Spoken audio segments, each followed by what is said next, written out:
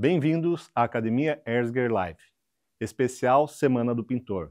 Meu nome é Thiago, sou responsável pela área de atendimento ao cliente da Erzinger. E para encerrarmos com chave de ouro a Semana Especial do Pintor e a Academia Erzinger Live, acompanhe agora o nosso podcast, onde reunimos os especialistas da Erzinger para discutir temas como Indústria 4.0, a robotização e as principais tendências da pintura industrial.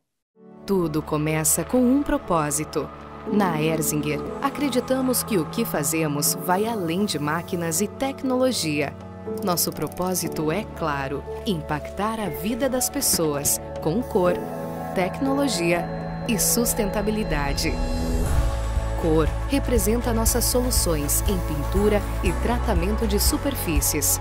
Ela leva beleza, bem-estar e respeito para a vida das pessoas. A tecnologia é o DNA da Erzinger. Soluções robustas, eficientes e inovadoras garantem a evolução constante da indústria e dos nossos parceiros. Na Erzinger, sustentabilidade não é uma promessa, é uma prática. Juntos, construímos um futuro melhor.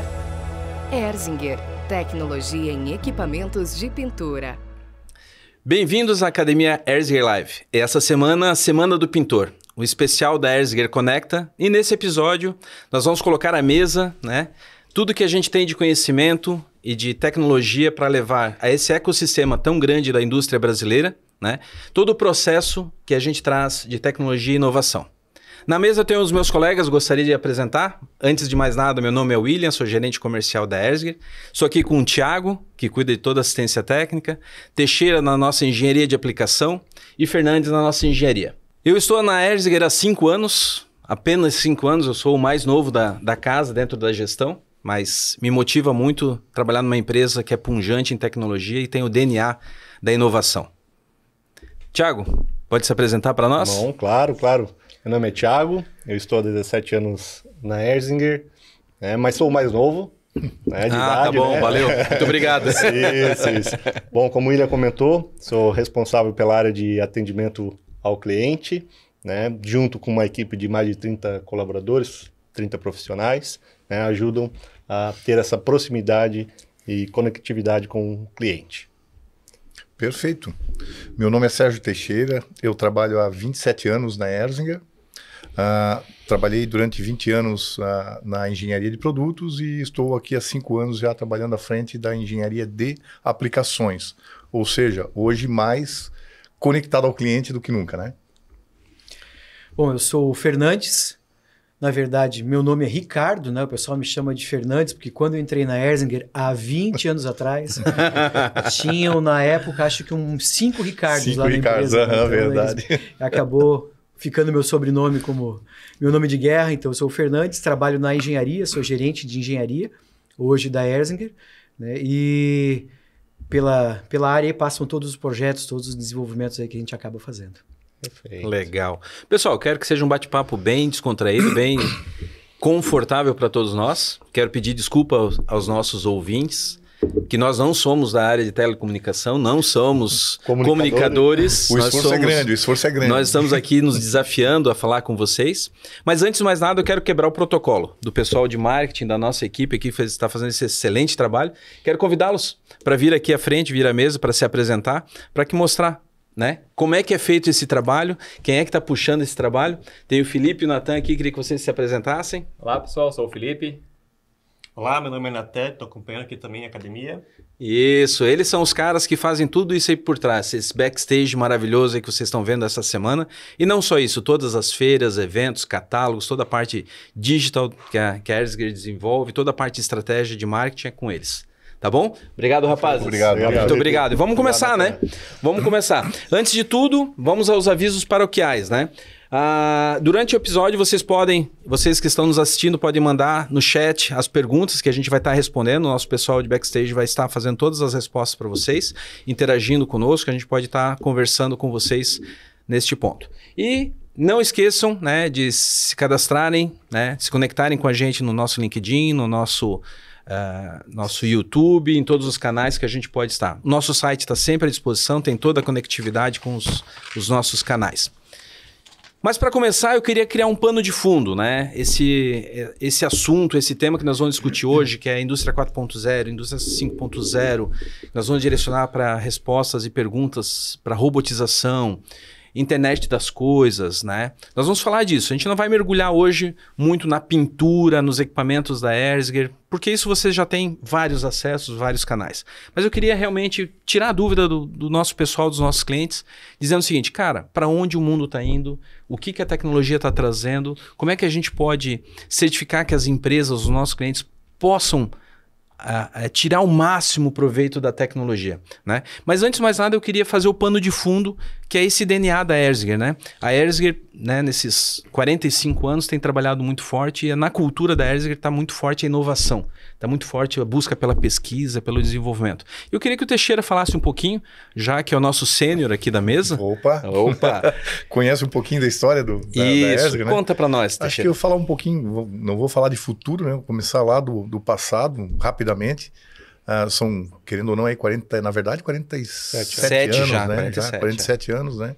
De história da Ersger, que começou com o seu Adomir trabalhando com suportes de flores lá no início, né? Na sequência a gente começou a trabalhar com carretinhas, lembrando bem que essa época eu também não fazia parte do time Ersger, não sou tão velho assim, né? Achei que já fazia parte já. Né? Aí começou a fazer carretinhas, depois partiram para a produção de betoneiras, né, na sequência, né, com betoneiras. E a partir de 1900, nasceu em 1978, em 1996 começou a ingressar, a ciscar na área de pintura, né? Foi um primeiro trabalho realizado, se eu não me engano, era uma feira no Rio Grande do Sul, que levaram uma cabinezinha pequena de pintura, tipo uma CPPE 15, né? Primeira desenvolvida, e uma estufinha, e a partir daquela feira a coisa estourou a tal ponto de abandonar todo e qualquer outro projeto, que a gente continuava em paralelo trabalhando com betoneiras, né?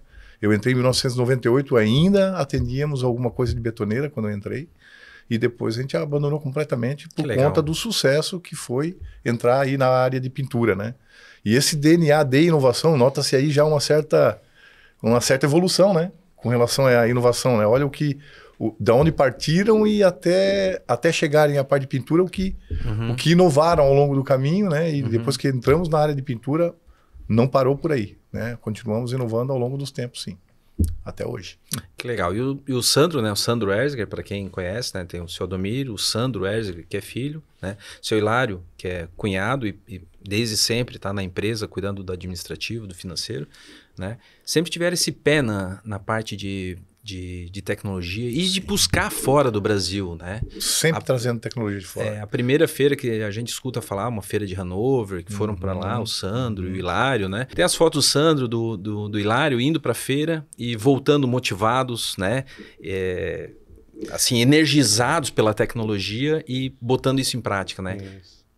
Já foi lá em 96, né? Trouxeram muita conquista, muitas informações aí privilegiadas aí para que a gente pudesse, né, colocar nos nossos equipamentos, né? O celeiro da inovação na área de pintura, pelo menos no passado, hoje até pode estar mudando um pouco mais para a China e tal, né? Mas o centro de inovação mundial era a Europa, né? A Alemanha, né? Então eles viviam praticamente todos os anos indo para as feiras da Alemanha aí para buscar trazer para o Brasil tecnologia de ponta, inovação, porque aqui não tinha, né? A gente sempre foi na esteira da inovação que vinha lá de fora, né? Mas a Ersger nunca deixou de trazer essa inovação, sempre visando melhorar o que é apresentado para os nossos clientes em termos de Brasil, né? Tentar trazer o que é de ponta. Então a gente formou parcerias históricas, né? Nós temos parceiros de longa data, né? Em termos de avanço tecnológico. 15, 20, 25 décadas, né? Então é muito tempo de parceria, né? Mostrando que a gente tem realmente um cunho de inovação e de manter parcerias sólidas ao longo do caminho aí, né? Muito interessante essa história toda desenvolvida aí. O que mostra também a nossa tendência para o futuro, né? Depois a gente vai falar um pouco mais sobre isso. Com certeza. Mas desenhando esse caminho percorrido até aqui, já se pode enxergar mais ou menos como é que a Ersger se posta em termos de mercado, em termos de parceria, né? Em termos de solidez com fornecedores e com clientes, né? Isso. E Fernandes, como é que essa cultura do Sandro de buscar inovação, de trazer para sempre trazer essa questão de novo, de inovar, como é que essa cultura repercute, como é que ela perpetua dentro da Erzinger? Uma coisa interessante, né? O Tex trouxe essa questão da visita a feiras e procurar os locais, né? A Europa, durante toda a história, sempre foi um berço, né, de desenvolvimento, extrapolando não só a linha de pintura, que é o nosso produto, né, nossa área de trabalho, mas a parte de máquinas, indústria, tecnologia, sempre foi um ponto bem expressivo na questão dos desenvolvimentos, né? E até hoje a gente ainda busca, né? Agora a gente está aqui e o pessoal está na Alemanha. É verdade. Nesse momento. Então, nesse momento eles estão lá na Alemanha, em outras feiras. E o interessante é que assim, a gente... o olhar para isso, ele não é só do ponto de vista do nosso produto, o produto que a gente entrega para o nosso cliente. Né? Embora isso seja um drive no nosso dia a dia, né? De sempre estar buscando algo melhor para o cliente, mas a gente busca algo melhor também para os nossos processos. Nosso processo interno, de fabricação, máquinas e tudo mais, a gente sempre está buscando essas tecnologias, né? A gente costuma sempre olhar mais para aquilo que a gente entrega, mas aquilo que a gente faz no dia a dia também tem esse aspecto também. E o que acontece? A gente fala de inovação, né? E todo mundo sempre pensa na nova roda, né? Vamos fazer uma nova roda, mas não. O dia a dia da inovação, ele é o dia a dia da inovação incremental. Verdade. Então, assim, é legal a gente trazer para a mesa e, assim, para os nossos clientes, até para eles no dia a dia, né? Das suas operações, sejam elas quais forem, que aquela pequena melhoria que eu faço dia a dia em cada processo, com base numa interação que eu tive numa feira, numa conversa com outro cliente, numa visita em alguma outra fábrica, um outro processo e tal, aquilo ali também é inovação. Né? A gente não vive, né, só de grandes coisas novas criadas, mas das pequenas coisas melhoradas dia após dia. Então, pegando, né, a tua pergunta, William, assim, ó, dia após dia a gente procura em qualquer produto, qualquer processo, qualquer equipamento, do mais simples que a gente faz, começar a melhorar. Seja fazer ele de uma maneira mais rápida, seja fazer o produto de uma maneira com otimização de recursos, com otimização de materiais, com uma melhor performance no cliente. Então, assim, esse é o dia a dia que acontece no cotidiano, sobretudo da engenharia de aplicações, né, engenharia de processos, que é uma área muito importante também lá dentro da nossa empresa, do nosso dia a dia de trabalho. Outra coisa bacana, né, complementando essa tua resposta, é que nós trabalhamos a Erzinger trabalha em diversos segmentos, né?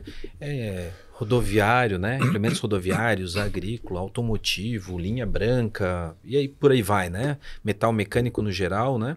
E a gente capta de cada segmento alguns diferenciais que são aplicados nas linhas de pintura ou nas próprias linhas de fabricação deles e leva a gente migra a tecnologia de um segmento para outro, né? E isso é uma inovação também que a gente praticou nos últimos 10, 20 anos pelo menos, né? Então é comum um cliente nosso, olha, eu pinto assim, diz, cara, mas pensa diferente, dá para pintar assim, assim, assim. Não, mas no meu segmento ninguém faz isso. Não, mas no segmento B faz e funciona. Opa, vamos tentar. E dá certo, né? Então, inovar também é pensar diferente, é sair um pouco do seu cotidiano e trazer isso para a mesa, né? Para o seu dia a dia, né? Legal, show de bola. E Thiago, e como é que essa tecnologia, todo esse processo, a gente consegue conectar com as pessoas e com os nossos clientes, né? Legal, excelente pergunta, William. Assim, ó, nesses 17 anos de casa, né? Para mim, a Erzinger nunca teve medo de inovar. O Fernandes comentou da busca nas feiras, né? Você comentou sobre as visitas de cliente e tudo mais, né? Se arriscar numa feira, que não era o nosso know-how, né? E a gente mergulhou isso, né? E a Erzinger, ela não só constrói equipamentos, soluções, né? Nós impactamos a vida das pessoas. Né? Então, e inclusive a nossa, né? De buscar conhecimento, de se aprimorar, né? E algo que me enche de orgulho na Erzinger é que nós, né, sempre colocamos as pessoas na frente, né? Porque o cliente, né, nós, pessoas, somos clientes, né? E os clientes compram os equipamentos, né? Com quem eles confiam, né? E a gente nunca trata o cliente como um número, e sim como pessoas. Então, para mim, esse é um grande diferencial, né, da Erzer, que nos faz e nos impulsionar, né? E a gente se tornou o maior fabricante de equipamentos, né? Não só porque a gente entrega produtos de excelência, mas que a gente colocou as pessoas por trás dela, né, para que realmente desenvolva os melhores produtos, né? E essa liderança, ela se mantém, com atitude, né, e proximidade com os nossos clientes. E isso vem do berço, vem do seu Domir, que a gente comentou aqui, né, lá de trás, que sempre confiou, sempre apoiou as pessoas a se desenvolverem, né? Então, para mim, é isso que impulsiona a Erzinger aqui, pessoal. Nesse contexto de trazer as pessoas em primeiro lugar, o seu Adomir já nos deu aula há muito tempo atrás, né? Já puxava esse ponto e o que se fala hoje em ESG, né? Governança, sustentabilidade e as pessoas, né? Nós já temos de carteirinha isso e a gente tem trabalhado nos últimos anos cada vez mais. E é esse o tema que nos traz hoje aqui. Falar de sustentabilidade, também é falar de tecnologia, também é falar de processos digitalizados, a gente fala de internet das coisas, a gente fala em um monte de coisa hoje no mercado. Tenho certeza que os nossos clientes estão sempre perguntando, né? Como é que eu avanço? Como é que eu vou botar minha empresa no futuro? Como é que essa inteligência artificial vai ajudar a gente ou não? E eu acho que o primeiro ponto a gente poderia desmistificar um pouco para nós mesmos e para os nossos clientes, né? O que é, começando por, o que é indústria 4.0 e o que é indústria 5.0 nos dias de hoje? O que está sendo colocado como tema? Fernandes, pode explicar um pouquinho para nós sobre esse tema? É um desafio, né? É um desafio. Sobre esse tema aí, é tão abrangente, tão, né, complementar em vários aspectos, mas vamos trazer, assim, talvez trazer ele para o contexto da indústria, que talvez é o nosso negócio principal. Bom, indústria 4.0, fazer um apanhado bem breve aqui. A gente passou pela indústria 1.0, 2.0, 3.0, chegamos na 4.0, né? Olhando um pouquinho para trás, a gente falava na 3.0 de automatização de alguns processos. Lá na 2.0 a gente falava de mecanização de alguns processos. E lá na 1.0 a gente estava no início, né, do período industrial. E chegamos agora na 4.0, onde a gente vive, de maneira geral, assim, a indústria dos dados, né? A indústria da informação, como o pessoal fala, né? Então, daí surge essa necessidade da conectividade, dos dados na mão, da conexão falando, né, do nosso contexto do chão de fábrica, mas isso se extrapola para a sociedade. A gente traz aqui o conceito de cidades inteligentes, a gente traz aqui o conceito dos carros conectados. Hoje em dia todo dispositivo, inclusive doméstico, é conectado. Então, tudo isso está ligado não à indústria 4.0, né, mas à sociedade 4.0. E tu comentava da indústria 5.0, que o pessoal já traz aí, né? Esse conceito do 5.0, ele nasceu em 2016 no Japão, só para a gente ter uma ideia, né? O Japão, a gente falava que nós buscamos muita tecnologia na Europa, mas a Ásia, sobretudo o Japão, sempre foi um ponto muito forte de desenvolvimento tecnológico, só que para nós aqui é muito difícil o acesso a essa região, né? Sobretudo pela distância e tudo mais, né? Hoje menos, né? Mas, então, por isso a gente acabou sempre tendo uma conexão muito grande com a tecnologia na Europa. Mas a região do Japão sempre foi muito bem desenvolvida nisso também.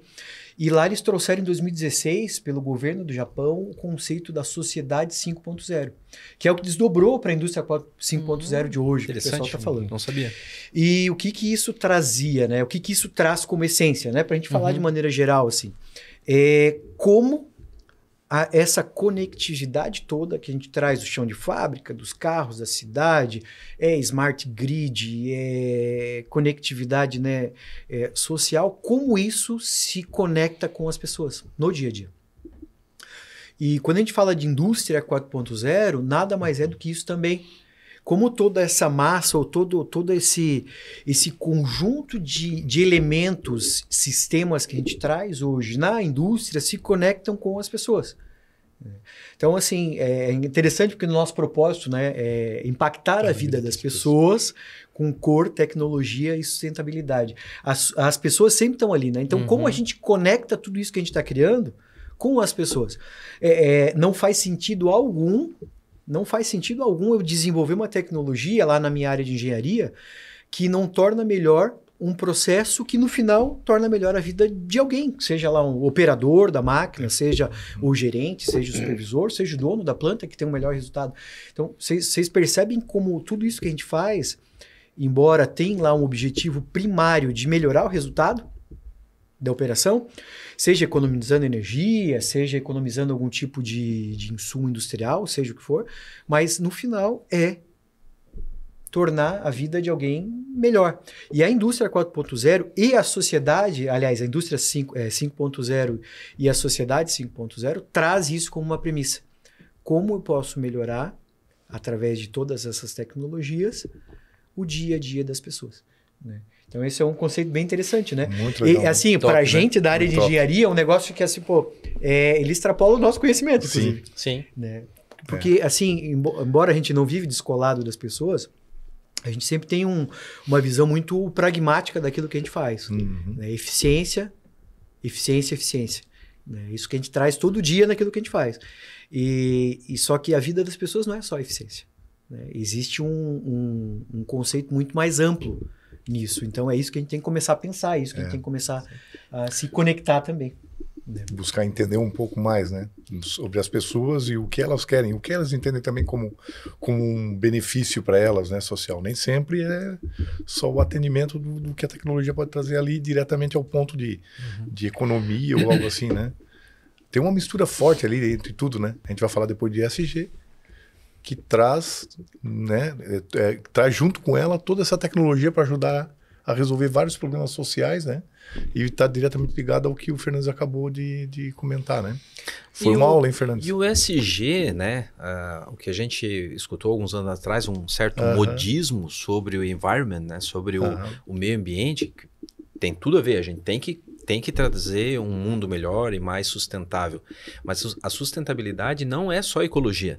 A sustentabilidade é as pessoas estarem corretamente encaixadas, a sustentabilidade é aquilo ser factível para o dono da empresa, aquilo dar resultado, ser factível para quem vai usar o produto, né? Não adianta ter um produto que contamine a vida das pessoas, o ambiente. Então, assim, sai-se um pouco do modismo do ESG e mergulha-se na real necessidade do ESG, né?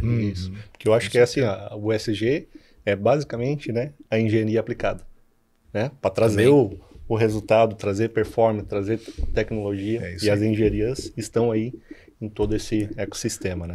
A busca constante que todos os nossos clientes têm, aliás, isso virou praticamente uma exigência de qualquer projeto, né?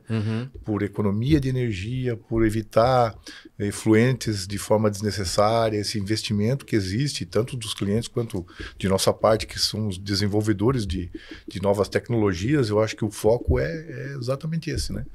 E que fica diretamente ligado aí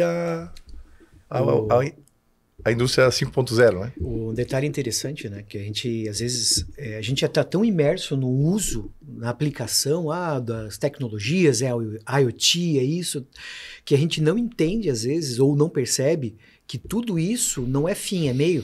É meio. Repara assim, por que eu vou conectar o meu chão de fábrica? Porque eu gosto? Não, porque aquilo ali vai me trazer um melhor resultado, aquilo ali vai me trazer uma melhor performance, vai otimizar a rotina da minha equipe, eu vou poder direcionar minha atenção para outra coisa, porque aquilo ali está monitorado. Então, vocês percebem que isso se aplica também para outras coisas, né?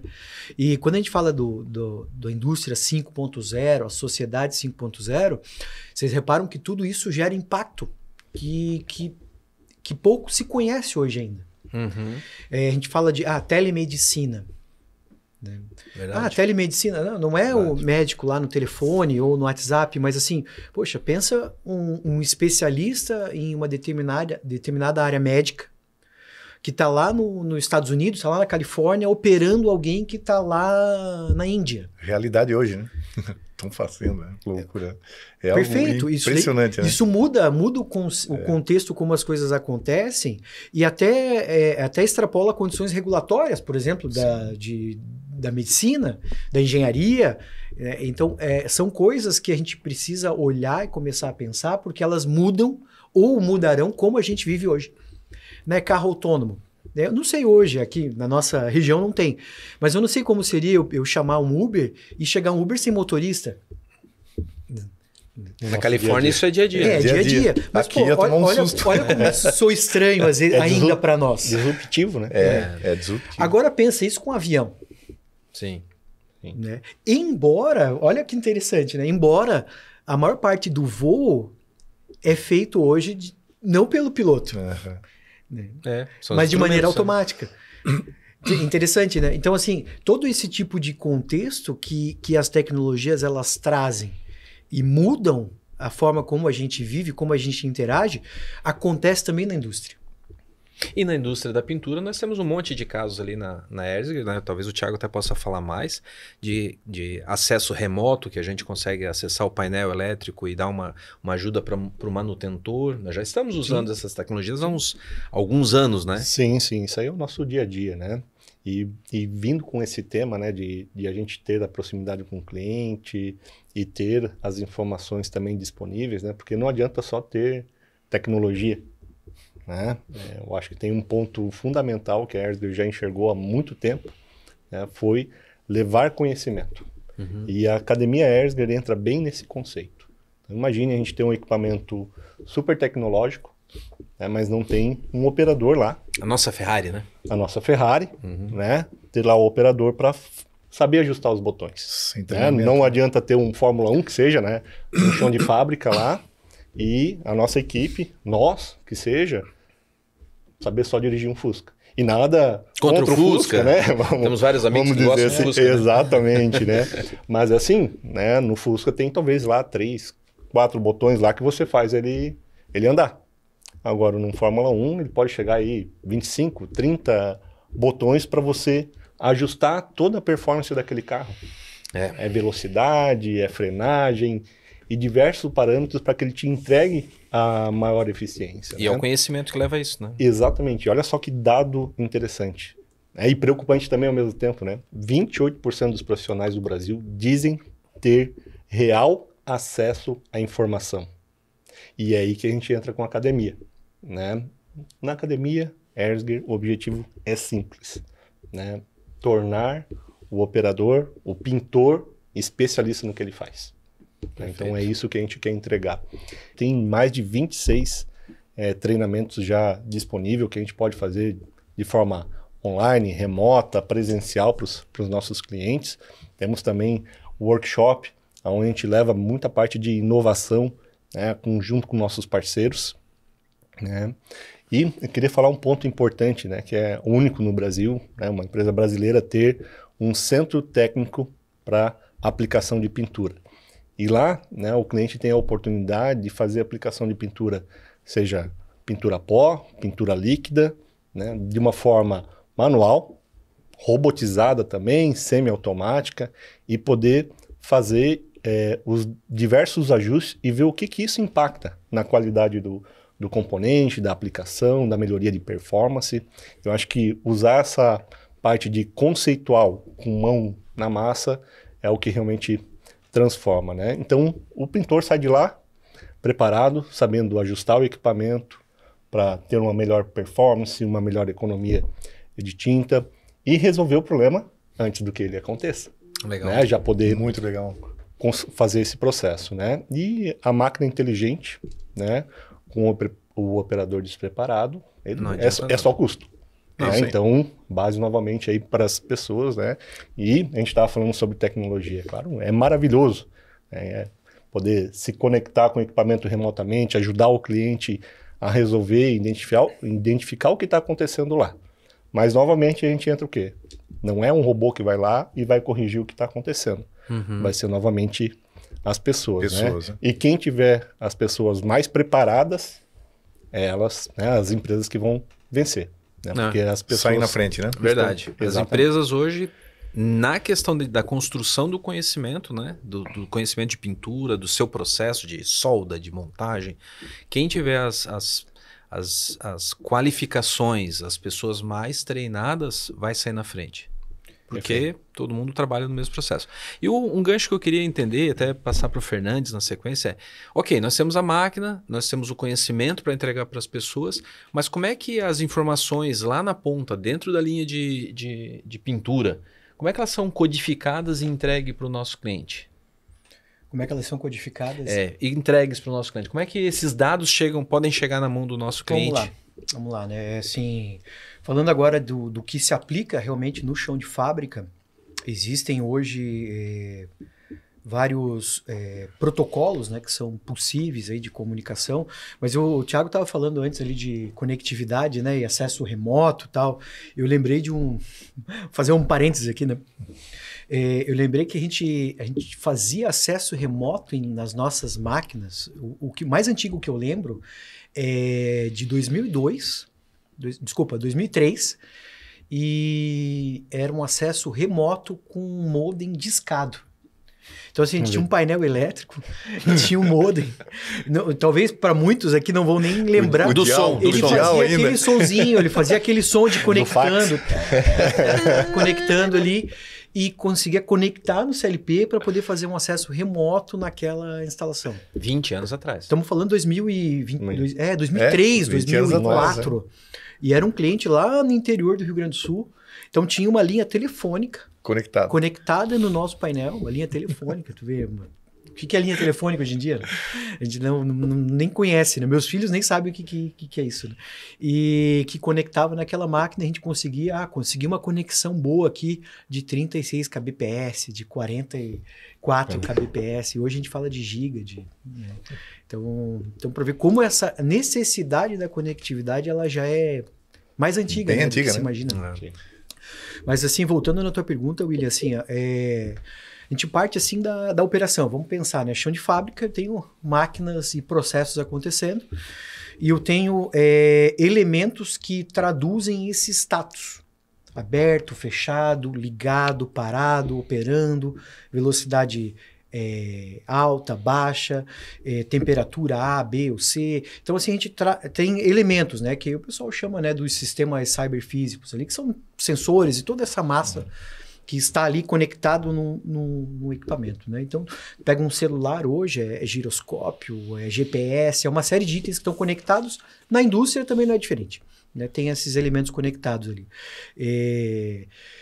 A partir desses elementos, a gente trata esses dados normalmente numa automação centralizada. E a partir desta automação, a gente começa a ter a plataforma de conectividade, que pode ser em nuvem, pode ser local, pode ser numa plataforma, num dispositivo de borda, que se chama um edge computing ali na própria máquina, ou isso também indo para um nível superior, que seria uma plataforma em nuvem, alguma coisa do gênero. Todas essas interfaces que eu comentei com vocês, existem N protocolos. Hoje na indústria, sobretudo assim, chão de fábrica, se aplica muito o OPC-UA, por exemplo, é um protocolo de comunicação, né, utilizado muito em chão de fábrica, né, que conecta esses dispositivos com plataformas em nuvem.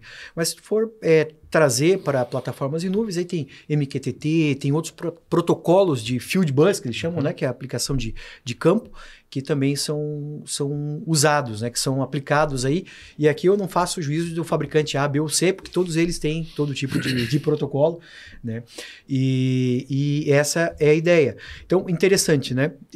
A gente fazia uma visita num grande fabricante automotivo, né, de carros, que é cliente nosso aqui em Araquari, semanas atrás, e um carro normal, né, dessa marca tem mais de 20 computadores operando interligados dentro do mesmo automóvel. Independentes, né? Independentes. Então, tem um computador que opera o sistema de freio, o sistema de frenagem, que ele tem sua autonomia operacional, mas ele se conecta com uma automação central do próprio veículo. Tem um carro que cuida de todo o sistema interno do veículo, sistema de iluminação e tal. Então, cada um tem um... Então, se tu pega esse exemplo, né, de um veículo, por que eu estou usando esse exemplo? Porque ele talvez ele fica mais visível para todo mundo que vai estar ouvindo, assistindo e vendo essa conversa. Então, tu pega todo esse veículo, então todos esses elementos eles se conectam e aí o carro traz ali no painel principal, né, a interação, né, temperatura, isso, frenagem, economia de bateria, né, recarga, combustível, temperatura, pressão dos pneus. Traz isso para o dia a dia de uma fábrica, de uma indústria, é a mesma coisa. É a mesma coisa. Né? Como é que está a máquina A, a máquina B, como é que está a produção, como é que está isso, como é que está o consumo de energia, como é que está o meu consumo de água, como é que está aquilo que eu estou descarregando, a gente falava de SG alguns minutos atrás, como é que está os efluentes que eu estou gerando. Então, tudo isso a gente tem. E trazendo isso para o produto Erzinger, nós temos já alguns anos, aí, desde 2015. 2015, acho que foi a primeira plataforma. Foi 2015, Thiago. É isso aí. Meu, 2015. Tu tá velho já? Não. Eu sou o mais novinho daqui da casa. Então, 2015 é a primeira plataforma que a gente montou de uma planta industrial de pintura, onde a gente monitora todas essas variáveis. Né? Então, o cliente tem lá, na palma da mão dele, todos esses dados. Obviamente, a gente não tinha acesso ao que tem hoje aí de recursos para uma análise mais avançada naquela época. Mas todos os dados estão lá. Então, o cliente sabe quanto ele está consumindo de água, quanto ele está consumindo de gás, quanto ele está consumindo de energia elétrica, né? Quanto daquilo ali ele está descarregando para efluentes. Então, poxa, estou falando de dados que são sensíveis a todos os negócios. Não há um negócio que não dependa de energia, que não dependa de algum outro tipo de insumo industrial. E aqui não só pintura, todo tipo de processo tem necessidade de algum tipo de fonte de energia, tá ligado? Alguma matriz energética para a sua operação. Né? Então, essa é a solução Erzinger, a gente chama de Smart Inline. Né? Então, inclusive é uma marca registrada nossa, esse produto, que traz toda essa conectividade com o chão de fábrica para os nossos produtos. De forma simples, ou seja, né, o usuário de Smartline não vai ler os dados, como você comentou aqui, com toda essa bagagem técnica, mas sim um dashboard, ou seja, um gráfico que vai dizer a temperatura está perto do limite que você setou, as velocidades estão assim que estão no limite que deveria ser, ou seja, uma forma bem mais lúdica e bem mais direta ao chão de fábrica. Né? É um dado já tratado para ele tomar a decisão certa. Falando em decisão, Thiago, importante isso, né? A gente está falando muito, né, de inteligência artificial.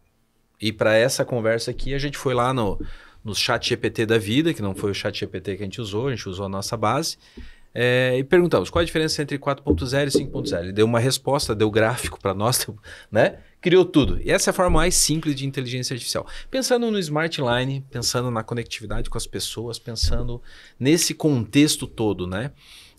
A decisão, as decisões que estão sendo tomadas hoje, vão ser tomadas pela máquina? Vão ser tomadas pela inteligência artificial? Como é que vocês veem isso?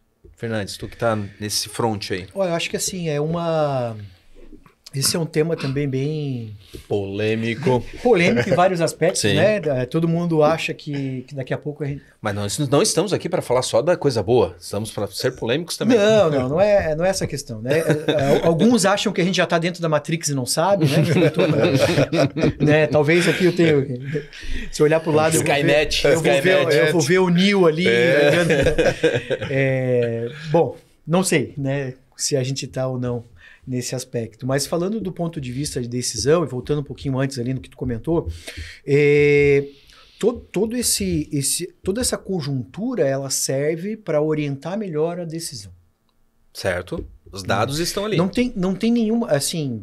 os dados estão ali, eles estão tratados, eles são apresentados, né, de uma maneira bem didática, bem objetiva, mas para que alguém tome a decisão. Agora vamos lá, inteligência artificial, né, capacidade da máquina, os sistemas tomarem decisões sem a inferência humana. Né? Então, assim, é algo que acontece em alguma medida já, hoje em dia, mas a decisão ela ainda acaba sempre sendo pelo agente humano. Né? O Waze, ele já te dá sugestões de trajeto, não é de hoje. Mas é tu que dirige o carro e escolhe para onde ele vai. Pode ser que daqui a pouco ele comece a operar sozinho? Talvez em alguma parte sim. Talvez naqueles processos onde o risco associado ele é um risco controlado, talvez as máquinas comecem a direcionar, opa, parou essa linha de produção, direciona esse produto para lá porque é o mesmo produto, ou essa máquina deu problema, pode direcionar para a máquina B que ela consegue produzir da mesma forma. Mas o que eu observo é que assim, a conjuntura decisória normalmente para esse tipo de processo, ela é mais complexa e os modelos atuais, pelo menos assim, os que estão disponíveis na indústria, né, eles ainda não têm uma capacidade de ser totalmente autônomo. Né? Agora, eles conseguem processar muitas coisas com uma velocidade que a gente não consegue. E acaba orientando melhor o nosso poder de decisão. Né? É mais nesse sentido. Eu ia fazer esse comentário até, pegando o gancho aí, né, da parte de velocidade, eu diria assim, né? O que vem antes da tomada de decisão é o que talvez seja o ambiente em que a IA cabe melhor, né? É organizar as informações, buscar dentro do banco de dados aquilo que tu queres, né? E trazer isso para tua frente para que tu tomes a decisão final. A pergunta, vai ser lá na frente, entendendo como um futuro possível, né? Uma IA teria condições de tomar uma decisão? Eu diria que sim. Analisando a evolução da IA até agora, né? Ainda depende, concordo, assim, de grandes algoritmos. Ainda é humana a decisão final, mas a gente tem que entender que eles vão aprendendo também com as decisões que são tomadas pelos humanos. Eles tomam isso como base e vão reaprendendo, retrabalhando a parte, construindo, né, dentro deles lá as correções de algoritmo para chegar na resposta mais plausível, para que o ser humano, depois, na hora de tomar a decisão, ele vai tendo cada vez menos intervenção na decisão que a IA tomou, vamos dizer. Eu acredito que lá no futuro, não sei quanto tempo levaria, né? Mas é algo que eu acredito ser factível, sim, tá? Bom, nesse meio tempo, né? Nesse meio tempo, nós temos que treinar as pessoas. Sim, como lidar com essa nova tecnologia. E assim, então pegando essa questão, Teixeira, concordo contigo, vão ter momentos que a decisão, né, vai ser muito pela máquina, muito pelo processo já automático. Mas o nosso papel vai ser criar, desde já, para os nossos clientes, para a indústria, conceitos e tecnologias que ajudem as pessoas se posicionarem, assumirem os espaços que são os decisórios, são os processos mais inteligentes. E que as decisões fiquem realmente ainda na mão das pessoas por uma questão de melhor caminho. Exemplo, o Waze está te mandando passar por um caminho de risco, um caminho que é mais rápido, mas essa região aqui tem um certo risco para mim, qualquer que seja o risco. Você toma a decisão e pega um caminho mais longo por 3 minutos.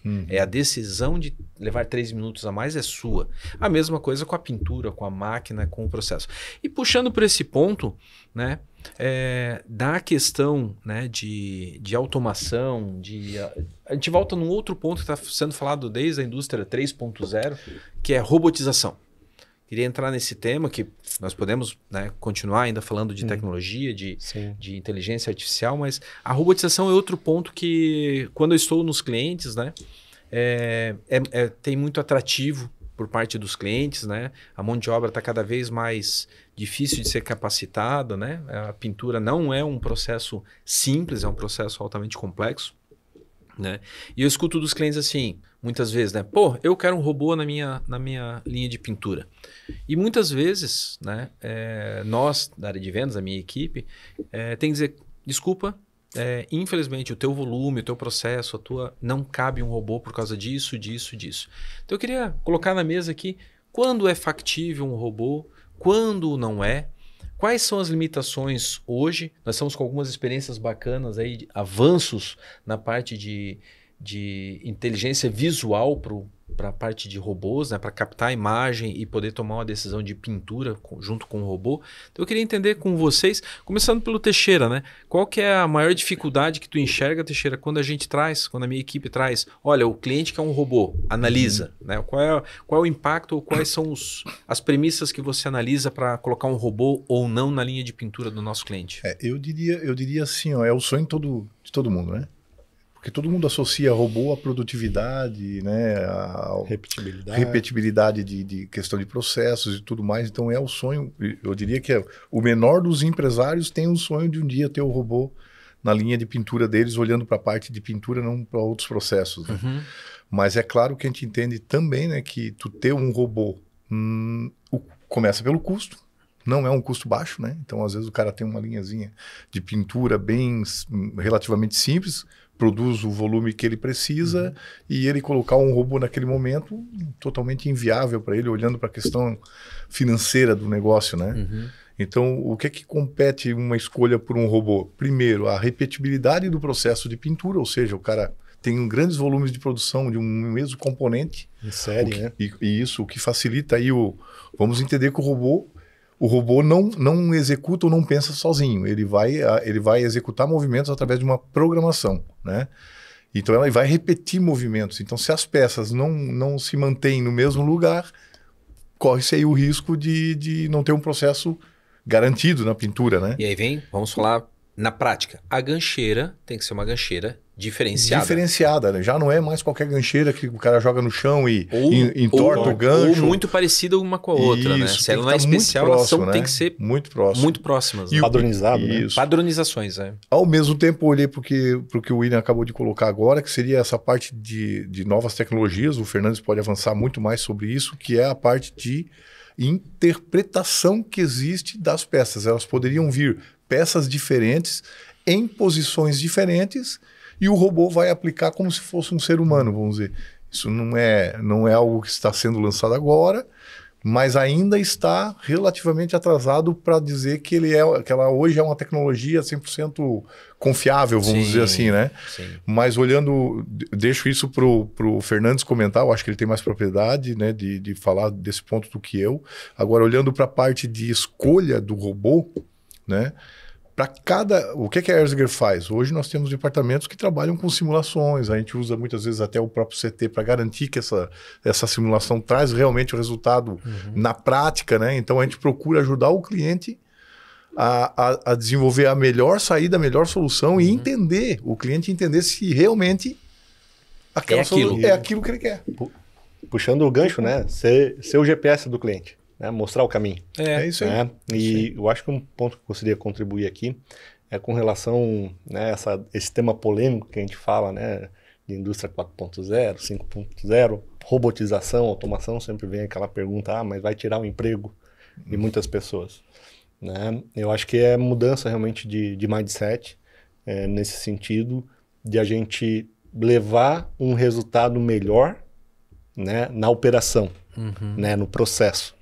Né, tirar a pessoa lá de uma situação de risco ou tudo mais. Né? Então, acho que a gente tem que trabalhar muito bem isso, né, com as nossas equipes, com os clientes, para que enxerguem de uma forma diferente, como a gente estava falando. Eu quero colocar um robô, mas qual o resultado que isso vai gerar? Né? Resultado no sentido para o cliente, né, para o processo, para as pessoas. Acho que isso é muito maior do que só falar de robotização ou automação. Pegando essa linha, né? A gente olha, vai colocar o robô, né? Vai diminuir os empregos e tal. Talvez para algum processo isso realmente aconteça. Mas tu olha sob o ponto de vista do risco, imagina assim, aquele robô, aquele trabalho de limpeza de uma galeria subterrânea, que é um trabalho de risco, um trabalho confinado, onde tu expõe as pessoas àquela condição. Então, assim, tem robôs hoje que fazem esse tipo de serviço. Então, assim, é a tecnologia preservando a vida. Exato.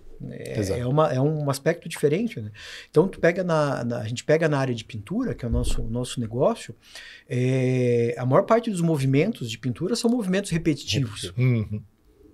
Então, a pessoa trabalhar o dia inteiro ali, embora tenha legislação, né, trabalhista, essas coisas todas que envolvam ali a troca dos pintores, né, aquela rotatividade que tem que ter para evitar, né, a exposição. Nossos clientes se preocupam bastante com isso normalmente também. Embora tenha tudo isso, está expondo a pessoa àquele trabalho repetitivo, aquele trabalho, né, que pode ser automatizado. Garantindo qualidade, né, garantindo repetibilidade. E, obviamente, como o Teixeira comentou, o William também, tem que ter um cuidado para isso. né? Tem que ter um cuidado na seleção do que tu vai aplicar. Então a gente fala, vamos colocar um robô. Parte da produção, parte da repetibilidade, parte de um volume produtivo minimamente adequado para que isso seja viável, né, no médio prazo, para que isso gere ROI. Senão não faz sentido, não tem aplicação de automação sem um retorno de investimento. Tem uma análise do ambiente, poxa, é uma área classificada, é uma área que não é classificada. Então, assim, a gente tem muito cuidado com isso na Erzinger, né? A gente briga, né, no bom sentido, sempre, porque são aplicações importantes. A gente tem que ter esse cuidado. Imagina, a gente vai colocar um produto na casa do nosso cliente, ele tem que gerar resultado e não gerar prejuízo. Né? Não pode gerar um prejuízo para o cliente. Imagina que eu monto uma instalação que não está adequada à área. A gente não é um tema aqui, mas, poxa, quantos incêndios industriais ou coisas acontecem por tu não ter esse cuidado correto com a classificação de área quando tu vai fazer uma aplicação de pintura líquida, por exemplo, que é um tema onde pega bastante essa questão da robotização. Sim. A gente tem robotização para grandes processos, pintura de chassis completos para área de implementos rodoviários, área agrícola pesada. Então, tudo isso são aplicações possíveis, né, para questão de robotização e que são aplicáveis e que a Erzinger tem entrado aí nos últimos anos pesado nesse segmento. Temos várias aplicações agora rodando e em curso em vários clientes, né? Então, acho que é algo que ele é plenamente aplicável e cada vez está se tornando mais popular, né? A gente falava de robô 10, 15 anos atrás, era algo impagável, né, pro médio empresário, vamos dizer assim, né? Hoje já está muito popular. Sim. Tem robô colaborativo, tem robô de vários tipos, formatos e valores, né, que podem ser aplicados. Então, desmistificar um pouquinho essa questão que o falou, o robô é algo estratosférico do ponto de vista de investimento. Não mais. Não mais. Isso, temos um exemplo muito, muito claro, né, um dos nossos clientes, né, que trouxe um desafio para nós, né, um processo de aplicação de pintura de rodas. Né? E imagine, né, como o Fernandes comentou ali, a pessoa o dia inteiro, 8 horas por dia, né, por mais que tenha uma rotatividade, né, de ir fazer outro processo, né, mas o dia inteiro fazendo a aplicação, o mesmo movimento.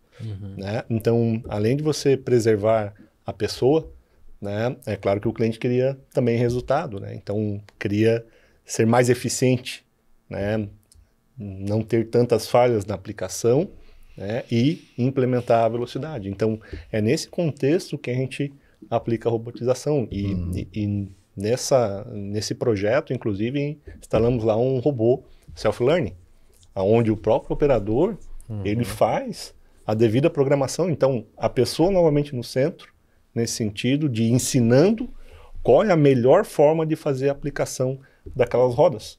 Né? Então, novamente trazendo a pessoa para o centro. Aí. É isso aí. Legal, e essa parte de controle que o Teixeira comentou ali, de pegar a imagem no ar, né? Pegar a gancheira passando com a peça e ele identificar, por exemplo, aonde a peça está e começar a pintura dali. Como é que está essa evolução? Muito legal. O Thiago trouxe o tema, né, da programação, aproveitando o conhecimento do próprio pintor, do conhecimento ali do chão de fábrica. Isso é algo que existe hoje, né? Tu usa, a gente chama de programação self-learning, o próprio pintor ele realiza o movimento com o robô. Essa questão da autoprogramação, né, é um sonho que eu acredito que está perto. Né? Ano passado, retrasado, eu não lembro, a gente estava em algumas feiras, acho que a gente estava, não sei se estava junto, foi na não me lembro. Foi, né? Na Alemanha. E a gente bateu várias empresas lá conversando e perguntando se tinha alguma coisa nesse sentido. Esse era o objetivo, né? Exato. Poxa, eu queria que a peça passasse, uma câmera identificasse aqui e já fizesse a programação do robô. Escaneasse tudo. Isso, né?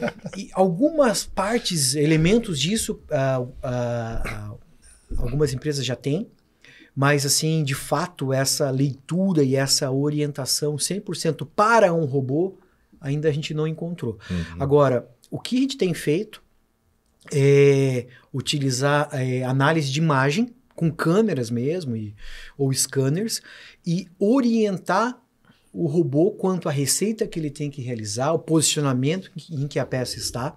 Então, assim, é um misto da programação offline do robô, onde a gente pré-define qual que é a trajetória que ele vai fazer. A programação está pronta, né? Isso. Agora, o que isso ajuda, né? Elimina um pouco daquela necessidade de ter um engancheiramento talvez tão rígido, tão definido, porque eu consigo fazer esse autoajuste, fazer esse offset da programação, orientar o robô para receita A, receita B. Ele automaticamente consegue fazer essa análise através de imagem e selecionar do banco de dados que já está previamente definido qual que é o programa que ele tem que executar. Então é uma orientação. Poderia ser feito com QR Code ou com RFID na barra de carga, alguma coisa assim? Pode. Mas repara que até isso a gente tira a necessidade do operador se preocupar com essa definição. Então é um avanço, eu acho que assim é um degrau, né? A gente vai olhando a tecnologia, a gente vai passando degrau por degrau, né? Talvez seja um degrau, talvez mais à frente a gente consiga fazer essa autoprogramação. Talvez eu estou falando aqui em algum lugar do mundo isso já aconteça, mas eu ainda desconheço. Né? Eu também desconheço. Então é essa a ideia. Mas a ideia é boa, né? Seria sensacional, né? Falando em ideia boa, né? Uma das ideias mais bacanas que eu vi aí nos últimos tempos é a gente conseguir, junto com o robô ou com as nossas cabines, com os nossos aplicadores, medir a camada e já corrigir a pistola, já corrigir o processo que a gente chama de looping aqui no Brasil, com os nossos parceiros da Coachmaster, que também estão fazendo isso ao redor do mundo, com outros fabricantes, né? E a gente já desenvolveu, há 2 anos atrás já apresentamos na feira, né? Então eu queria que vocês comentassem, Thiago e Fernandes, né? Como é que funciona essa questão de, por exemplo, pintura pó, está sendo aplicado o pó ali na peça, a gente consegue medir sem encostar na peça, a camada pode ser dado mais um toquezinho de tinta ou não, já está bom, consegue fazer e automaticamente o sistema, né, vai corrigindo o volume, o fluxo de pó e todo o processo. Comenta um pouquinho para nós. Legal, acho que é um tema fantástico, assim, né? A gente tem, como o William falou, né, um parceiro tecnológico chamado Coachmaster. Ele tem vários equipamentos que fazem a medição. Um abraço para o Nils. Nils, tamo junto. Nils, lá da Suíça. Isso, né? Então, assim, né? O que ele faz, né? A peça já está passando na parte de aplicação, após fazer a aplicação, e já na sequência eu consigo fazer a medição daquela camada, seja pintura pó ou pintura líquida. Né? E com essas informações eu já posso corrigir, né, o sistema de aplicação, enviando, né, ajustando os dados, seja de vazão, reduzindo, aumentando a tensão, dependendo da complexidade da peça, né, e colocando a camada desejada, né, pelo cliente, seja 80 micras, 100 micras, enfim, deixar num range aceitável, né, e garantir que a peça chegue com qualidade lá. Né, e sem precisar realmente fazer um ajuste manual, né? Então aí entra bastante a parte de inteligência. O Fernandes com certeza vai desmistificar e detalhar um pouquinho mais como funciona esse processo. E a gente sempre fala sobre evolução, né? A gente falou, há 2 anos a gente lançou lá na feira esse recurso, né? E a gente vem evoluindo, vem aplicando em alguns clientes, né? E hoje a gente já está numa outra esfera, né, de possível agilidade nesse tempo de resposta, de ajuste do processo. Né? Então, estamos aplicando lá, o nosso centro técnico ele também serve para isso, né, para validar, né, as novas soluções, novas tecnologias da Ersger, e, né, junto com a equipe de atendimento ao cliente e a equipe de engenharia lá, estamos desenvolvendo essa inteligência aí também. Um detalhe interessante, né, Thiago? Por que eu vou fazer isso online ali? Então, se a gente para analisar do ponto de vista da operação, vamos pensar assim, uma fábrica, tem lá uma linha que está produzindo algum produto aí, dá uma sugestão de um produto. Um lateral de geladeira. Lateral de geladeira, um micro-ondas, a porta de um carro, seja lá o produto que for, né, mais comum aí. E imagina que ele passou na cabina de pintura com as tecnologias que existem comuns hoje, de medição de camada. Tu só vai conseguir identificar que aquela camada está fora do que deveria após o processo de cura. Após secar. Após secar. Então ele vai passar na estufa, tal, daí vai ter o tempo de respiramento, depois lá na descarga que eu vou conseguir identificar se ela está fora. Dependendo do processo, entre a pintura e a descarga pode haver centenas, talvez milhares de itens. Que se estiverem errado, todos eles você perdeu. Então assim, e o perder pode ser assim, eu posso ter colocado menos camada, eu posso ter colocado mais camada. Então eu gastei mais dinheiro para fazer. Ou vou ter que repintar tudo. Vou ter que repintar tudo. Então, por isso, essa tecnologia que a gente tem trabalhado aí nos últimos anos, da medição da camada sem contato antes da cura, ela é tão importante. Porque assim, quanto antes eu percebo o desvio no meu processo, antes eu corrijo para que eu tenha o menor impacto possível. Então, vou voltar lá, a gente falava de sustentabilidade, a gente falava, né, de eu estou trabalhando na sustentabilidade, né, do meio ambiente, do negócio do cliente também. Do caixa do então, cliente. Tu percebe, só tecnologia por tecnologia? Não. É para a gente ter um melhor desempenho nesse aspecto também. E do ponto de vista de controle, né, o que a gente faz? Nesse meio, existe inclusive uma plataforma em nuvem, que automaticamente é realimentada pela leitura. Então, a peça passou, pintou, a gente lê a camada, identifica, manda esse dado para o nosso processamento local, é uma nuvem local, avalia, atua no controle para aumentar ou diminuir a quantidade de pó ou a vazão de ar, depois mede de novo, faz. Por isso que a gente chama de loop, porque ele acaba sendo um loop desse controle para que tente deixar o sistema dentro do ponto ótimo, nem mais nem menos, né? Para que o cliente atenda à especificação do negócio dele. Né? Então, obviamente, estou simplificando essa descrição para vocês, né? Existe um algoritmo muito mais avançado atrás disso. E é interessante, né? Isso está gerando dados. Exato. Tudo isso gera uma massa de dados que, como a gente falava antes de inteligência artificial, logo nós vamos ter uma informação na mão e conseguir entender qual que é a dinâmica por área de negócio, por tipo de produto, por ambiente, por condição climática, por tipo de tinta, por tipo de aplicação. Então imagina o universo que isso vai abrir com base nos dados que nós vamos ter gerado por todo esse sistema. Né? Então essa é a grande questão. Né? Não é assim, mais o produto que a Erzinger está vendendo. Claro, se a gente não vender, a gente não sobrevive, o negócio não anda. A gente quer também, isso também tem que acontecer. Mas tu repara que o ganho que isso gera é muito superior somente à venda do componente, do produto. E entra novamente no ESG, né? na economia, né? A gente fala desses sistemas aí conseguirem reduzir o consumo do desperdício de tinta até 30%. Né? Então, o Fernandes colocou muito bem ali, né? Atuar antes da peça passar por todo o processo de cura e tudo mais. Né? Então, quanta energia foi colocada, entre aspas, fora, né? Numa peça que ela não vai ser reaproveitada. Com certeza. Então, essa parte de economia aí, né? E resultado endossa muito aí esse propósito da Erzinger também. Isso, legal. E vocês aí, já tinham ouvido falar dessa tecnologia? Manda um recado pra gente aí. Boa. Mas o mais importante que eu vejo também, que é um desafio nosso, né, Teixeira, meu e teu, principalmente no nosso departamento, né, uma tecnologia bonita, bacana que traz tal, mas às vezes não serve para todos os processos. Né? Perfeito. Por exemplo, vamos pegar um cliente que passa várias peças diferentes na linha, né? Medir a camada aqui e a próxima peça ser diferente, né? Nós já aprendemos com isso também. Então, estamos aprendendo, estamos evoluindo.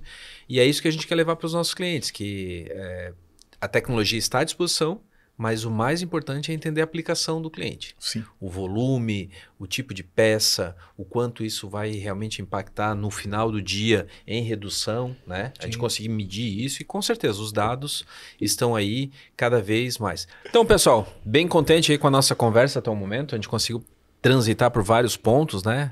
Tecnologia 4.0, 5.0, robotização, tudo mais.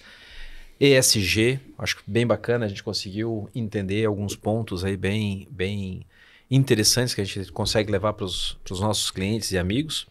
Mas eu queria agora, né, para encerrar, né, entender o que o futuro nos reserva, né? O que na visão de vocês, né, na nossa visão de Erzinger, né, como está o Brasil nessa parte de tecnologia, né? Como é que a gente falou de Japão, a gente falou de Ásia, a gente falou de Europa, de Estados Unidos, né, que estão na vanguarda da tecnologia. Como é que está o Brasil? O que o futuro reserva para o Brasil? Como é que as empresas podem se posicionar? o que elas podem esperar das tecnologias que estão para vir, né? Queria começar com o Fernandes, né? Entendendo o que ele vê de futuro nas tecnologias, e depois rodar na mesa aqui, cada um com seus comentários do que o futuro nos reserva. Vamos lá, né? Falando Brasil, assim, falando da indústria de maneira geral, assim, a gente tem uma indústria bem desenvolvida, inclusive comparativamente com os Estados Unidos, por exemplo. Né? Verdade. Por incrível que pareça, às vezes a gente acha, né, a gente tem essa síndrome de vira-lata, mas a nossa indústria ela é tão desenvolvida quanto a norte-americana em muitos aspectos. A gente acaba vendo muito a questão do Vale do Silício nos Estados Unidos, tal, mas falando de chão de fábrica, a gente não perde, vou te dizer que ganha em muitos aspectos de várias indústrias de lá. Embora a gente tenha muito, né, a avançar, a indústria brasileira ela tem um gap muito grande de desenvolvimento, como a gente é um país que consome tecnologia, em grande parte, né, do ponto de vista industrial, a gente acaba não gerando, então a gente tem uma demanda muito grande para frente. E a gente podia falar várias coisas, mas eu quero trazer um tema assim que falando do ponto de vista de futuro, presente e futuro, ele é um desafio muito grande para a indústria, que é essa questão da convergência da automação, vamos dizer assim, de chão de fábrica, com a tecnologia da informação. O pessoal fala da convergência TI, TO, né? Tecnologia operacional e tecnologia de informação. Acho que esse é um grande ponto que precisa ser discutido, avaliado. Vou dar um exemplo, assim, né, para sair dessa esfera, né, das letrinhas. A gente monta uma instalação, coloca uma fábrica, coloca toda a parte de sensores, conecta, cria toda essa camada e o pessoal de TI não consegue olhar para isso e fazer com que isso seja conectado às plataformas da empresa, ou os dados não podem sair do chão de fábrica. Uhum. Então existe uma barreira hoje. Existe uma barreira, e eu digo que não é uma barreira, o pessoal não quer. É que se desconhece. Uhum. A gente vê todo dia aí uma série de exemplos de cyberataques, de cibersegurança, né, Fernandes? Então isso é algo ainda que está sendo conhecido, né? A gente sabe, a gente ouve os exemplos ruins, né? A gente ouve quando, por exemplo, a Land Rover está 1 mês sem emitir uma nota fiscal porque teve um evento, né, de ataque cibernético. Eu estou falando para vocês de um caso real, não é mentira isso daqui. Isso aconteceu. Está na internet aí. Então, isso causa hoje medo em muitas empresas, né?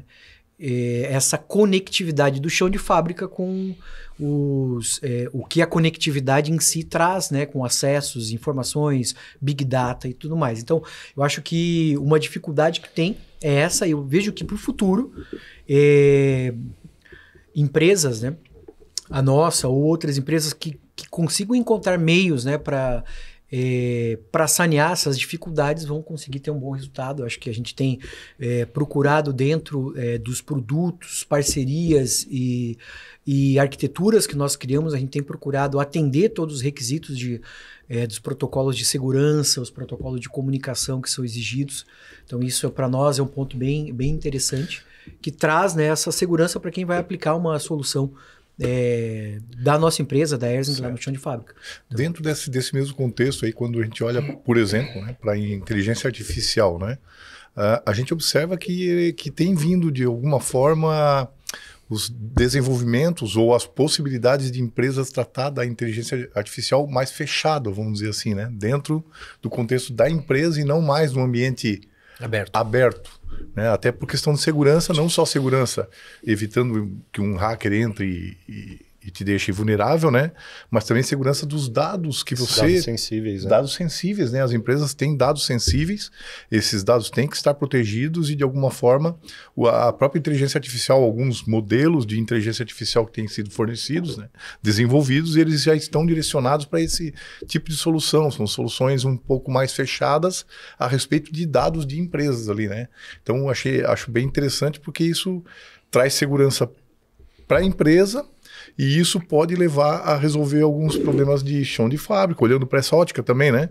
Que seria a parte de segurança, que todo mundo fica preocupado, e é normal, natural, né? Tem empresas que param por por essas questões de ataques de hackers e tudo mais, mas tem que achar o caminho. A minha visão é não tem outra saída, é como você colocou, Fernandes. O caminho está aberto, tem que achar o caminho. Assim, a pergunta do William foi o que tu vê no futuro, né? Acho que assim, ele colocou sobre um aspecto mais aberto. Amplo, eu trouxe né? uma dificuldade que ela é presente e que é uma oportunidade olhando para o horizonte de futuro, mas trazendo o aspecto das pessoas também, que é um item que está no cerne do nosso propósito. Cada vez mais a capacitação, né, com todo esse contexto que a gente tem com a academia e tudo mais, mas cada vez mais a capacitação das pessoas é algo fundamental, né? Sem dúvida. Sob o ponto de vista digital, inclusive.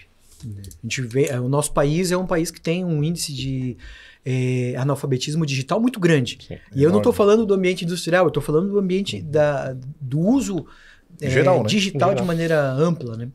Então, acho que isso é um ponto que a gente precisa trazer. Evoluir. Olhando para o futuro, isso é fundamental para que a gente possa ter as pessoas com o conhecimento certo para tomar as decisões, para poder fazer o trabalho bem feito, né? Como deve ser feito. Então, Tu acha que no futuro vai tender a ter uma migração de mão de obra? Vamos dizer, a gente já sente hoje em dia dificuldade de contratação de mão de obra especializada, né? Em muitos campos. Talvez até já esteja, de certa forma, já exista, de certa forma, um movimento das pessoas jovens que estão chegando aí, né? De caminharem para outros setores, que não mais o setor da produção em si, né? Eles se sentem atraídos talvez por outras formas de ganhar dinheiro hoje em dia, né? E a parte digital chama a atenção, é muito forte, né? A gente observa isso no nosso meio.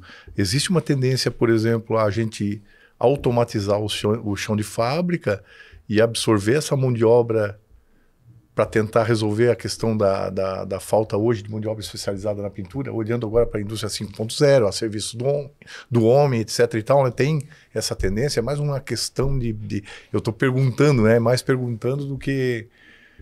Não sei o que vocês acham. assim, a gente olha... a gente vem de uma sucessão assim, dos últimos anos de muitas tecnologias explodirem assim no nosso dia a dia, né? Tá falando de inteligência artificial agora, um boom nos últimos anos, enorme. tal. E só que se a gente olhar para a história da civilização como um todo, vocês não é difícil a gente fazer um exercício, né, na nossa mente aqui de que a gente já passou por fases assim no passado, né? Eram outras tecnologias. A humanidade teve que se adaptar também. Exatamente. Então, assim, é um momento que agora pra gente parece estranho, porque assim, aquele boom, mas assim, quando foi lançado o primeiro automóvel, a preocupação da época era como ia tratar as pessoas que tinham o trabalho de limpar o esterco dos cavalos que tinham nas cidades. Poxa, como é que vai ser tal, isso, aquilo... Então, repara que socialmente foi uma mudança absurda, né? Radical. E tem que se adaptar, né? Não adianta, né? E a civilização se moldou, se ajustou, a gente chegou e foi evoluindo. Então, assim, várias outras... pega o smartphone que a gente tem hoje aqui. Né? Como é que era? Poxa, como é que foi? Como é que ficou dinâmico? E tudo isso vai gerando... E a gente vai ter que se adaptar a esse novo modelo. É adaptação. A mão de obra, né, que tu comentou, poxa, a gente tem uma dificuldade, né, com mão de obra hoje em dia. Vai acontecer uma adaptação. Né? A gente sente isso hoje no dia a dia porque parece algo muito rápido, né? Eu vi ontem sobre inteligência artificial, hoje ela já está batendo aqui na minha porta. Então, cada vez isso se torna mais rápido, né? Mas há uma adaptação da nossa civilização quanto a isso. E essa era uma das preocupações, olha que interessante, né? Do governo japonês lá em 2016, quando eles lançaram esse programa no governo. Porque eles diziam, poxa, beleza, agora as máquinas estão fazendo sozinhas, elas estão começando a tomar algum tipo de decisão, então o robô já está fazendo um trabalho, o que a pessoa vai fazer? Existe um estudo se eu não me engano, é da Fujitsu, tá? Depois a gente pode até pesquisar, que eles montaram uma cidade para estudo, onde as pessoas elas não iam necessariamente trabalhar, porque haviam agentes, robôs e tudo mais que trabalhavam para elas. O que ia acontecer nessa cidade? Socialmente falando. É a né? pergunta que a gente faz, né? O que vai acontecer? Pô, legal. Daqui a pouco a gente está com todo o sistema automatizado e robô, isso, as coisas fluindo, a entrega acontecendo, o cliente recebendo, produto, qualidade e tal. E as pessoas, elas continuam existindo? Como é que elas coexistem com tudo isso? Psicologicamente vão se sentir bem, vão se sentir úteis, não É vão. uma dúvida, é um estudo, né? É uma dúvida. E voltando, né? É a evolução, né, que a gente está falando. Sim. Né? De futuro, né? O Fernando trouxe o tema aí da questão do automóvel, né? Uma das preocupações, ok, é limpar a estrada.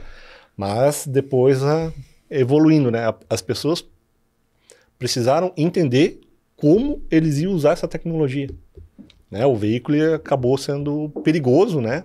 Porque as pessoas muitas vezes não tinham um limite, não conheciam, aquilo era muito novo, questão de velocidade, enfim, depois evoluiu para as regras de trânsito, e assim vai, é uma evolução constante, né? Então, entendo que... Eu lembrei agora de um ponto, Thiago, tu falou ali, me deu um estalo aqui, é uma tecnologia muito mais antiga do que essa, o fogo. Tu repara como, na época, ela foi uma tecnologia inclusiva.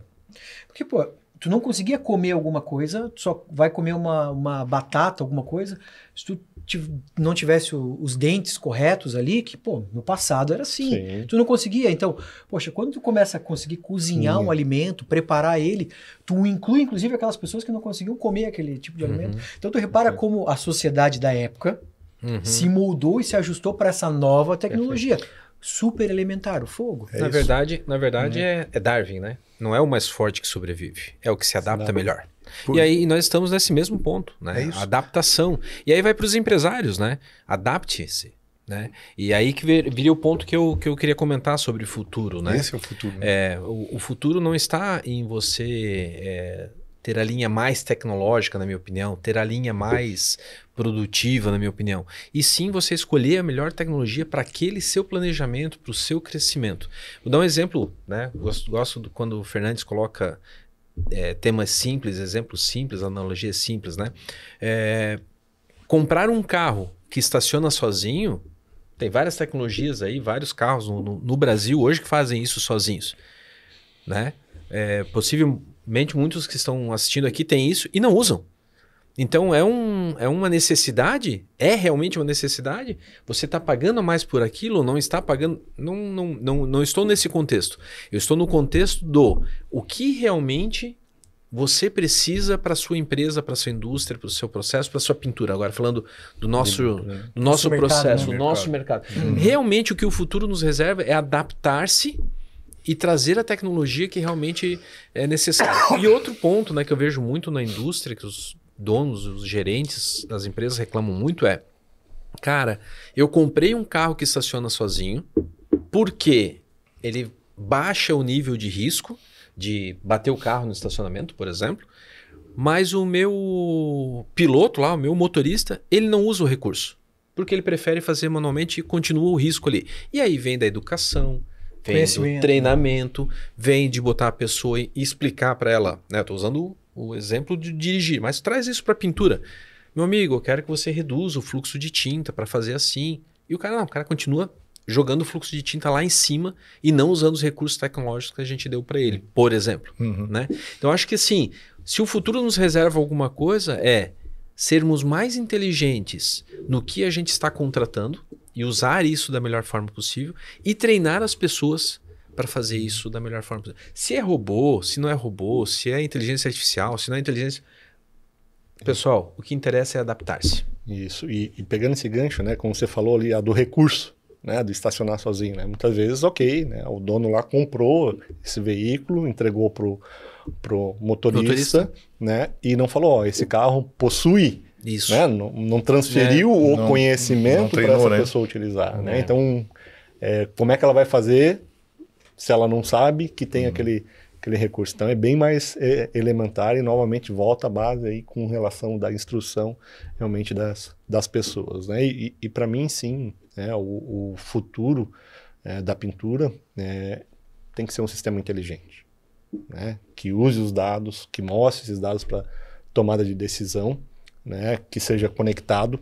Então, como o Fernandes colocou ali, vários computadores num único equipamento que foram construídos especificamente para tirar o melhor proveito a melhor performance daquilo que eles estão controlando, que seja o freio, que seja um rádio, que seja os vidros e assim por diante, né? E que torne ele mais eficiente, mais seguro, né? O tal do ecossistema que o William também fala bastante, né? Tudo integrado, tudo fluindo para a mesma direção. E entendo que nós, né, da Ersger, temos um papel aí fundamental com nossos clientes, que seja o Waze, que seja o Google Maps lá, né? Que a gente seja o GPS, que seja o guia, né, para esses clientes, mostrando realmente o que para ele vai fazer sentido, o que vai gerar resultado, o que vai gerar impacto, né, para ele, para o produto dele e para a empresa dele, né? É isso aí. Ajudar o nosso cliente na jornada do conhecimento. Exato. Esse é o primeiro passo, né? E ajudar o nosso cliente não só, né? Eu que sou de vendas aqui, né? Muitas vezes os clientes, mas se você só quer vender. Não, né? O nosso conteúdo interno, nossa forma de falar com a equipe não venda aquilo que você não compraria. Se você acha que não precisa um robô, discuta com o cliente, né? Olha, cara, eu acho que aqui um reciprocador é melhor do que um robô, por causa disso, tecnicamente. É claro que às vezes a gente não consegue enxergar todas as nuances do que tem por trás do que o cliente quer.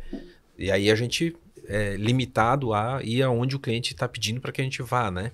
Mas o mais importante é o que tu disse, Thiago, é sermos esses auxiliares no conceito da jornada, né? Onde você quer chegar, a gente está aqui para te ajudar, né? Transmitir essa confiança, né? Como foi falado, né? Temos lá uma equipe essa semana, né? Visitando parceiros tecnológicos na Alemanha, de longa data, né? Trazendo mais tecnologia, questão de produtividade para colocar dentro da nossa fábrica também, para a gente entregar produtos melhores. Então, sempre buscar essa inovação também, né? E que a gente possa transmitir essa segurança para os nossos clientes, né? Que eles também se sintam seguros, ok, estou escutando aqui a Ersger, colocando os pontos aí que podem fazer o diferencial no meu dia a dia, né? Legal.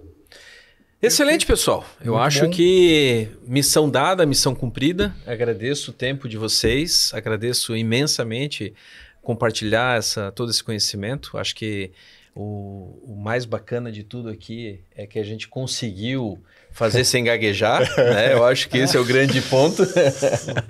Eu acho que foi um desafio vencido para nós. E para você que nos assistiu, agradeço imensamente o tempo.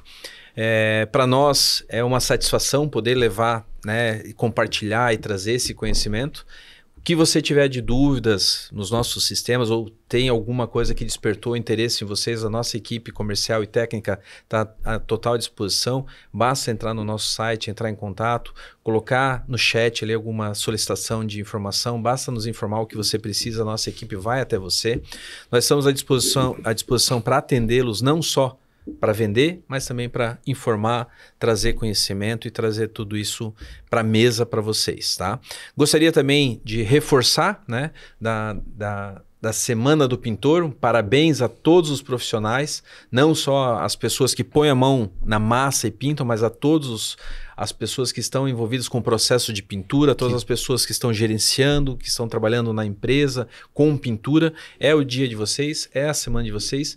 Esse evento que nós fizemos aqui é para vocês, não só por serem nossos clientes, mas por serem profissionais que movimentam essa cadeia, que trazem para a mesa, né, a qualidade do produto, a qualidade, a durabilidade, a longevidade da marca de vocês e que nós nos orgulhamos muito de fazer parte da vida de vocês. Nós nos orgulhamos muito de fazer parte do produto que leva na vida das pessoas, né? E nós estamos aí há anos construindo esse relacionamento com os clientes e hoje, né, estamos trazendo aqui uma referência, né, para o Brasil, né, mostrando que a gente pode conversar entre amigos, profissionais e trazer algum conhecimento que a gente pode compartilhar. E se você gostou, coloca um like, coloca seus comentários aí para nós. E mais uma coisa que eu gostaria de presentear, né?